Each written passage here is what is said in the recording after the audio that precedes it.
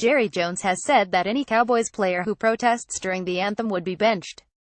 Theron W. Henderson, Getty Images. Although Jerry Jones reportedly encouraged other NFL owners to agree to alter the league's policy on player conduct during the national anthem, to formally punish those who refuse to stand, he left the annual meetings last week without commenting on the lack of a change. However, the Dallas Cowboys owner, who has vowed to bench any of his players who protest during the anthem, said Sunday that he believes there's no question the demonstrations are hurting the NFL. There is no question the league is suffering negative effects from these protests, Jones told Clarence E. Hill Jr. of the Fort Worth Star-Telegram in his first public comments on the issue since the owners' meetings.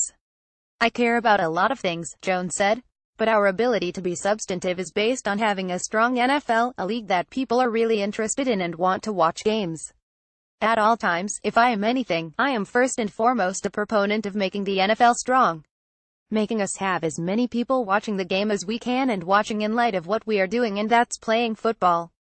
If all this makes you stronger to represent messages, let's don't do it in a way that tears down the strength of the NFL." Going into this weekend's games, NFL ratings were down 7.5% from a similar period last year, according to Nielsen via ESPN, and down 18.7% from the first 6 weeks of the 2015 season. President Trump has made a frequent issue of the protests, in which players have sat or knelt during the Star-Spangled Banner to draw attention to issues of racial injustice, and his constant criticism has kept the league at the forefront of a national debate team owners would prefer to see die down. Jones told the Star-Telegram that at all times, he wants to do the right thing by his team's sponsors and their customers, adding, "I have a great responsibility to the people who support us. We all get great benefits from having a lot of people watch our games.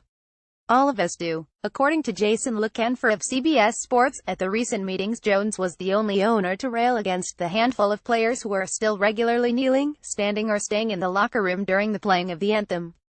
LeCanfer reported that an NFL executive told him, "Jerry made it clear he wants standing for the anthem enforced and wants the NFL to compel all players to stand."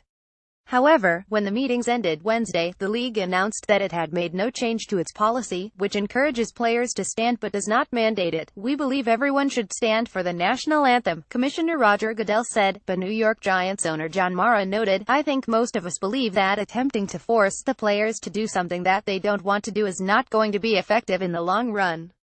Earlier in the month, Jones issued this threat to his Cowboys: "If we are disrespecting the flag, then we won't play, period."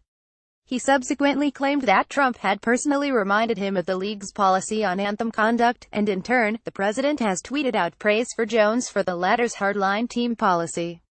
On Sunday, Cowboys defensive lineman David Irving followed through on a promise to stage some sort of anthem protest, but in a way that didn't disrespect the flag.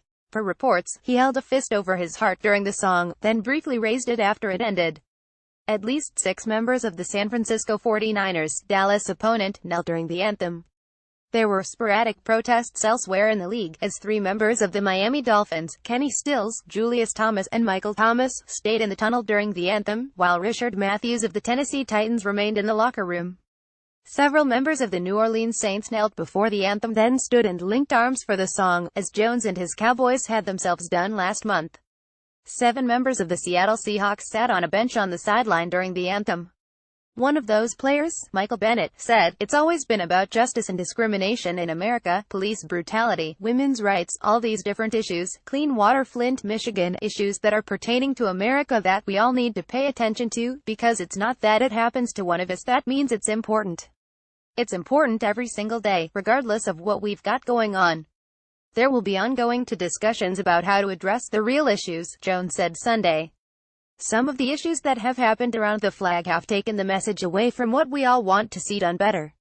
Read more from the Post. NFL confirms Justin Timberlake as Super Bowl halftime performer. Steelers Juju Smith-Schuster and Le'Veon Bell have a great hide-and-seek celebration. Redskins Terrell Pryor Sr. has all of the right stuff.